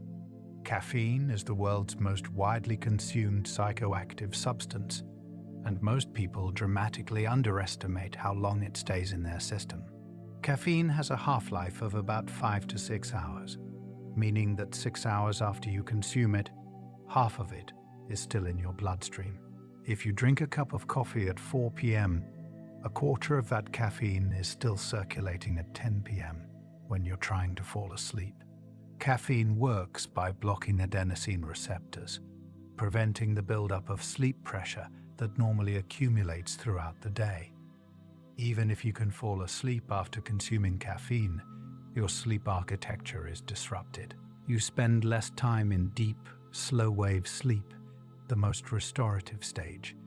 You might not consciously notice the difference, but your brain does. Sleep quality is measurably worse. Individual sensitivity to caffeine varies based on genetics, but as a general rule, avoiding caffeine after early afternoon protects your sleep. That afternoon coffee might feel harmless, but it's likely affecting your sleep more than you realize. Many people use alcohol as a sleep aid, and it's true that alcohol can help you fall asleep faster. It's a sedative, after all, But alcohol-induced sedation is not the same as natural sleep, and the cost to sleep quality is substantial. Alcohol suppresses REM sleep, particularly in the first half of the night. As the alcohol is metabolized and clears from your system, usually in the early morning hours, you experience REM rebound with intense, often disturbing dreams and frequent awakenings. Your sleep becomes fragmented. The idea that you can deprive yourself of sleep during the week and make up for it on weekends is appealing but largely false. While sleeping in on weekends can help reduce some of the acute effects of sleep deprivation, it doesn't fully reverse the damage. Sleep debt accumulates, and it takes more than a couple of extra hours to repay it. More importantly, some consequences of sleep deprivation can't be undone by later sleep. The immune suppression, the increased inflammation, the metabolic disruption. These effects persist. Irregular sleep schedules also disrupt your circadian rhythm. Sleeping until noon on Saturday after waking at 6 a.m. all week is essentially giving yourself jet lag, a phenomenon called social jet lag. Your body never fully adjusts to a consistent rhythm. The best approach is consistent sleep, 7 to 9 hours every night, going to bed and waking at roughly the same time even on weekends. This might seem boring or restrictive, but it's what your biology needs. Sleep is not a bank where you can borrow during the week and repay on weekends. It's a nightly biological necessity. Your bedroom temperature has a profound impact on sleep quality, yet it's often overlooked. For most people, the optimal sleep temperature is cooler than you might expect, around 65 to 68 degrees Fahrenheit. This is because your core body temperature needs to drop to initiate and maintain sleep. A cool room facilitates this temperature drop. A warm room fights against it, making it harder to fall asleep and stay asleep. This is why you often wake up if you're too hot. But you can sleep through being slightly cold as long as you have adequate blankets. The temperature regulation during sleep is also why hot flashes are so disruptive for menopausal women. The sudden temperature spikes wake them repeatedly. Beyond ambient temperature, bedding matters. Materials that trap heat, like memory foam or synthetic fabrics, can disrupt sleep. Breathable materials like cotton or linen help. Some people benefit from cooling mattress pads or weighted blankets. The goal is to create an environment that supports your body's natural temperature drop during sleep. You don't have to consciously wake to be affected by noise during sleep. Even sounds that don't fully wake you can fragment your sleep, preventing you from reaching or maintaining deep sleep stages. Your brain continues to process auditory information during sleep, monitoring for potential threats. A car alarm, a barking dog, a partner snoring, traffic noise. All of these can cause brief arousals that you don't remember, but that nonetheless disrupt sleep architecture. Studies of people living near airports show that aircraft noise causes measurable sleep fragmentation and is associated with increased cardiovascular disease risk, even in people who report having adapted to the noise. Humans evolved sleeping in darkness, with only moonlight and starlight to illuminate the night. Now, most of us sleep in environments with significant light pollution, from streetlights, electronics, digital clocks, and light seeping in from other rooms. Even small amounts of light during sleep can disrupt circadian rhythms and suppress melatonin production. Studies have shown that sleeping in a room with even dim light, equivalent to a nightlight, can impair glucose metabolism and increase heart rate during sleep.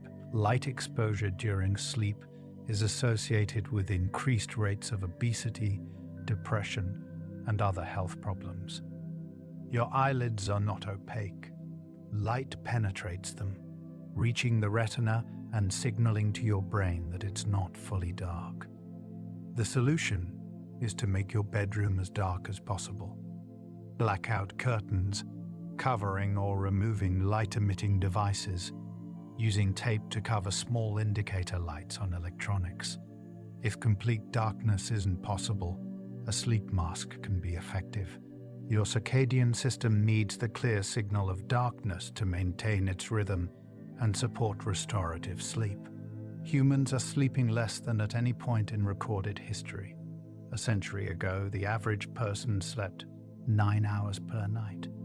Now it's closer to 7 hours, and many people sleep even less. This decline is driven by multiple factors: electric lighting that extends the day, shift work that forces people to work against their circadian rhythms, long commutes that eat into sleep time, the demands of modern work culture that valorize busyness and sleep deprivation, and the constant connectivity of smartphones that makes it hard to disconnect. We've created a society that is fundamentally at odds with our biological need for sleep.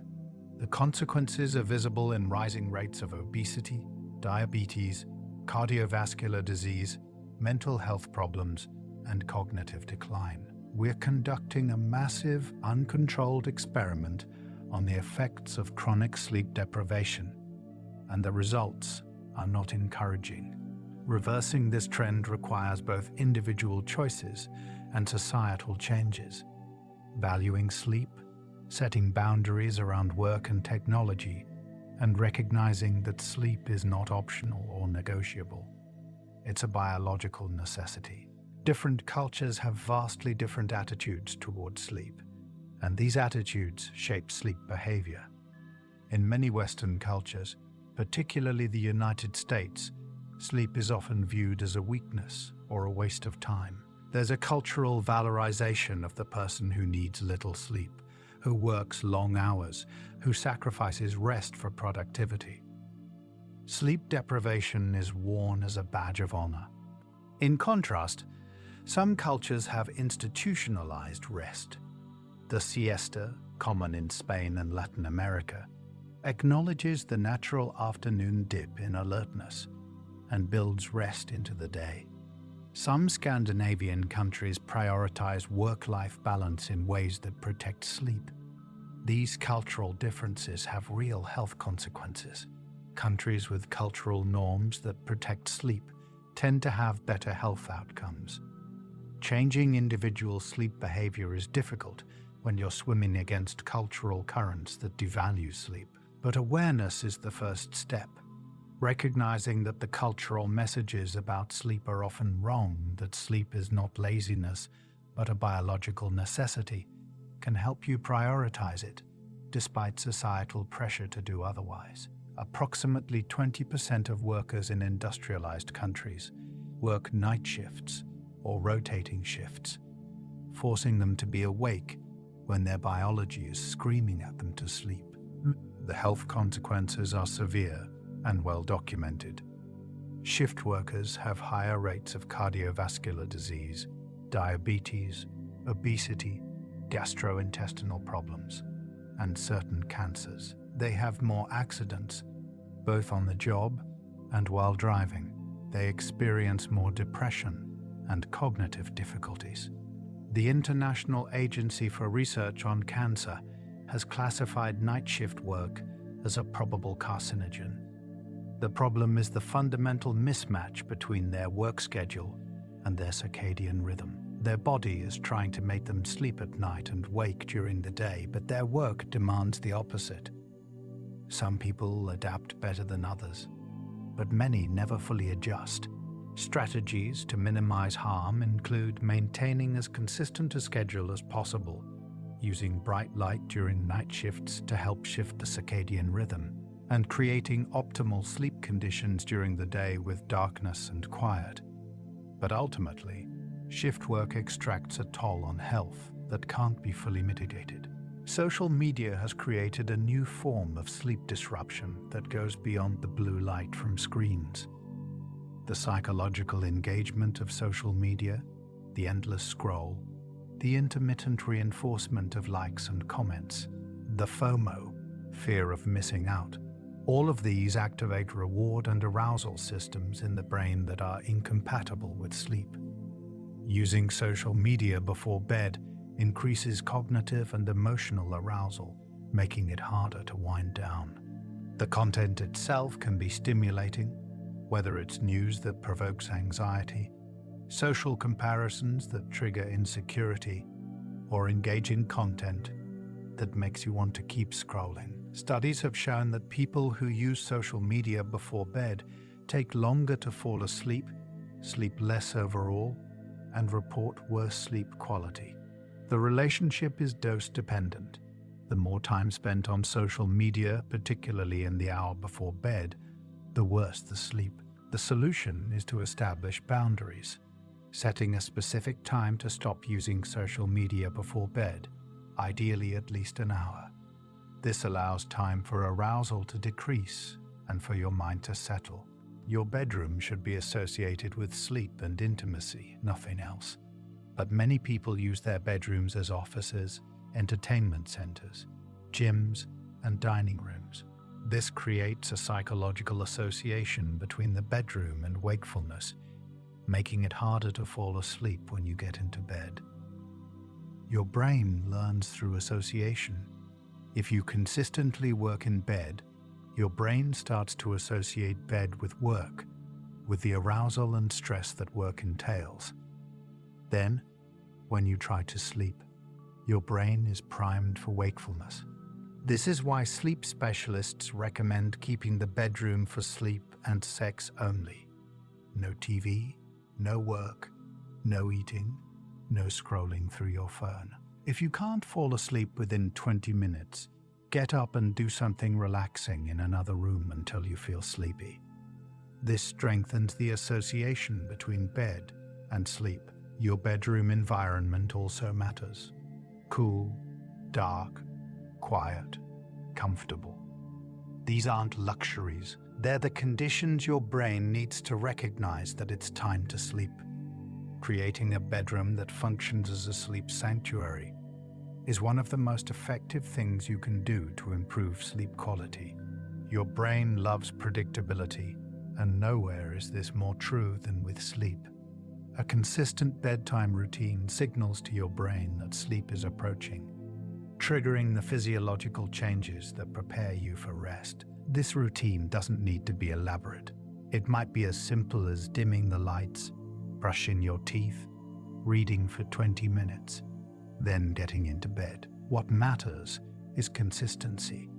The same activities, in the same order, at roughly the same time each night. Over time, these activities become associated with sleep, and simply beginning the routine starts to make you feel drowsy. This is classical conditioning, the same principle that made Pavlov's dogs salivate at the sound of a bell. Your routine is the bell, and sleep is the response. The routine also provides a buffer between the demands of the day and the rest of the night, giving your mind time to transition from wakefulness to sleep. Without this transition, you might get into bed with your mind still racing, making sleep difficult. A bedtime routine is one of the simplest, most effective tools for better sleep. Sleep doesn't just depend on what you do at night. What you do in the morning is equally important. Exposure to bright light in the morning, particularly natural sunlight, is one of the most powerful signals for setting your circadian rhythm. Light in the morning tells your brain that the day has begun, suppressing melatonin production and increasing alertness. But it also sets the timing for when melatonin will rise again in the evening, typically about 14 to 16 hours later. Morning light exposure makes it easier to fall asleep at night and improves sleep quality. The effect is dose-dependent. The brighter the light and the longer the exposure, the stronger the effect. Ideally, you want to get outside within an hour of waking, exposing yourself to natural sunlight for at least 15 to 30 minutes. If you can't get outside, sitting near a bright window helps. For people with delayed sleep phase who naturally fall asleep and wake late, morning light exposure can help shift their rhythm earlier. It's a simple intervention with profound effects on sleep and daytime alertness. Regular physical activity is one of the most effective non-pharmaceutical interventions for improving sleep. People who exercise regularly fall asleep faster, sleep more deeply, and wake less during the night. Exercise increases the amount of deep, slow-wave sleep, the most restorative stage. The mechanisms are multiple. Exercise increases adenosine, the sleep pressure molecule. It reduces anxiety and depression, both of which disrupt sleep. It helps regulate circadian rhythms. It promotes a larger drop in body temperature in the evening, which facilitates sleep onset. The timing of exercise matters, though. For most people, exercising too close to bedtime can be stimulating, making it harder to fall asleep. The rise in core body temperature and the activation of the sympathetic nervous system can interfere with sleep onset. Ideally, finish vigorous exercise at least 3 to 4 hours before bed. Morning or afternoon exercise is optimal for most people, but individual responses vary. Some people can exercise in the evening without problems. The key is to pay attention to how your body responds and adjust accordingly. What you eat affects how you sleep, though the relationship is complex. Heavy, rich meals close to bedtime can disrupt sleep as your digestive system works to process the food. Spicy foods can cause heartburn, which makes sleep difficult. But going to bed hungry can also prevent sleep, as hunger is arousing. The best approach is a light snack if you're hungry before bed, something that combines carbohydrates and protein. Some foods contain nutrients that support sleep. Tryptophan, an amino acid found in turkey, milk, and nuts, is a precursor to serotonin and melatonin.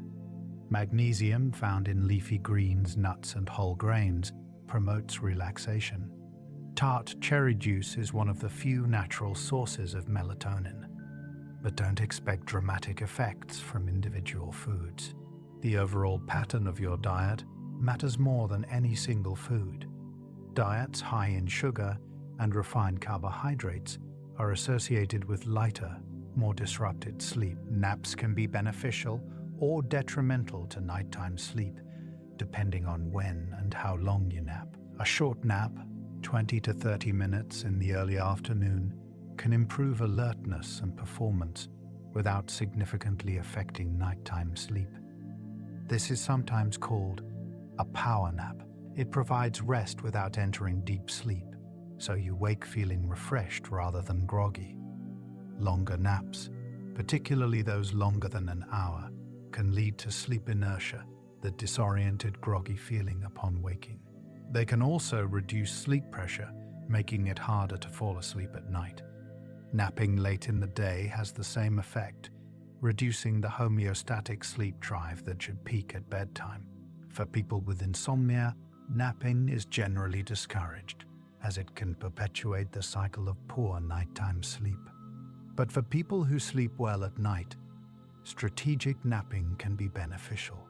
The key is timing and duration. Short naps in the early afternoon, and only if they don't interfere with nighttime sleep. For chronic insomnia, the most effective treatment isn't a pill, it's cognitive behavioral therapy for insomnia, or CBTI. This is a structured program that addresses the thoughts and behaviors that perpetuate insomnia. It typically includes sleep restriction, which sounds counterintuitive but is highly effective. You limit your time in bed to match your actual sleep time, creating mild sleep deprivation that increases sleep pressure. As sleep improves, you gradually increase time in bed. CBT.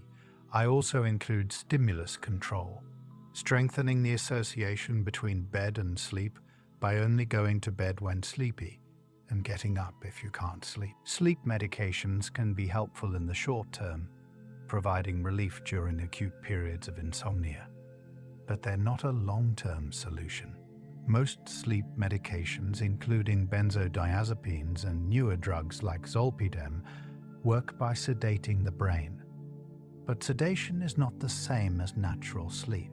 These medications alter sleep architecture, typically reducing deep sleep and REM sleep while increasing lighter sleep stages. You might be unconscious for 8 hours, but you're not getting the full restorative benefits of natural sleep. Sleep medications also come with side effects: next-day grogginess, impaired memory and cognition, increased fall risk in older adults, and potential for dependence. With regular use, tolerance develops, requiring higher doses for the same effect. Withdrawal can cause rebound insomnia, where sleep is worse than before starting the medication. This can trap people in a cycle of continued use. For these reasons, sleep medications are best used sparingly, for short periods, while addressing the underlying causes of insomnia through behavioral approaches like CBTI. The racing mind is one of the most common barriers to sleep. You get into bed, and suddenly your brain wants to review the day, plan tomorrow, worry about problems. Meditation and relaxation techniques can help quiet this mental chatter. Mindfulness meditation, where you focus on your breath and gently redirect your attention when your mind wanders, can reduce the cognitive and physiological arousal that prevents sleep. Progressive muscle relaxation, where you systematically tense and release muscle groups, can reduce physical tension. Guided imagery, where you visualize peaceful scenes, can redirect your mind from worries to calming thoughts. These techniques don't work instantly. They require practice, but studies have shown that regular meditation practice improves sleep quality, reduces the time it takes to fall asleep, and decreases nighttime awakenings. The key is making these practices part of your routine, not just using them when you're desperate to sleep. 10 to 20 minutes of meditation or relaxation before bed can create the mental and physical conditions conducive to sleep. One of the cruelest aspects of insomnia is that trying to sleep can make sleep more difficult. The effort itself creates arousal and anxiety that are incompatible with sleep.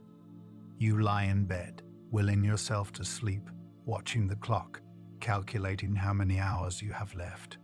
And with each passing minute, sleep becomes less likely.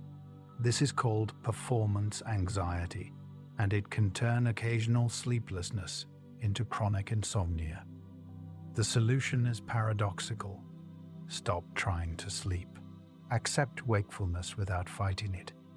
If you can't sleep, get up and do something relaxing until you feel sleepy. Remove the clock from view so you're not monitoring time. Focus on rest rather than sleep. Tell yourself that it's okay to be awake, that you'll be fine tomorrow even if you don't sleep perfectly. This reduces the anxiety and arousal that prevent sleep. Often, when you stop trying so hard, sleep comes more easily. This principle is central to many insomnia treatments. Sleep is not something you can force. It's something you allow. Sleep tracking devices and apps have become increasingly popular, providing data on sleep duration, sleep stages, and sleep quality. For some people, this data is helpful, providing insights into patterns and motivating healthy sleep habits. But for others, particularly those prone to anxiety, sleep tracking can backfire. It can create a new form of performance anxiety, where you worry about achieving perfect sleep metrics. This worry itself can disrupt sleep. There's also the issue of accuracy. Most consumer sleep trackers use movement and heart rate to estimate sleep stages, and these estimates can be quite inaccurate compared to polysomnography, the gold standard. Obsessing over imperfect data can lead to unnecessary worry. If you use sleep tracking, use it as a general guide, not an absolute measure. Look for patterns over time rather than fixating on individual nights. And if tracking increases your anxiety about sleep, stop. How you feel during the day is a better indicator of sleep quality than any device. Humans are not unique in our need for sleep. Every animal species that has been studied sleeps or shows some form of rest that resembles sleep, but the amount and nature of sleep varies dramatically. Brown bats sleep 19 hours per day. Giraffes sleep less than 2 hours in brief naps while standing. Dolphins and some birds can sleep with half their brain at a time, keeping the other half awake to maintain necessary functions like breathing or watching for predators. This is called unihemispheric sleep. Some animals, like certain species of jellyfish that lack brains, show sleep-like states of reduced activity and responsiveness. The universality of sleep across species, despite its apparent vulnerability, suggests that sleep serves functions so crucial that evolution has preserved it even at significant cost. Studying sleep across species helps us understand what aspects of sleep are fundamental and what are specific to humans. It reveals that sleep is not a luxury or a human invention, but a biological imperative as old as complex life itself. Despite decades of research and thousands of studies, we still don't fully understand why we sleep. We know many things that happen during sleep: memory consolidation, metabolic regulation, immune function, brain waste clearance, emotional processing. But we don't know if any single function is the primary reason sleep evolved, or if sleep serves multiple equally important functions. We don't know why sleep must be unconscious, why the brain can't perform these functions while awake. We don't fully understand what determines sleep need, why some people naturally need more sleep than others. The mystery of sleep remains one of the great unsolved questions in biology, but perhaps that's fitting. Sleep is a daily journey into the unknown, a surrender of consciousness, a trust in processes we don't fully control or understand. Every night, you lie down, close your eyes, and let go. And every morning you wake, restored in ways both measurable and mysterious. Sleep is both the most ordinary and the most extraordinary thing you do.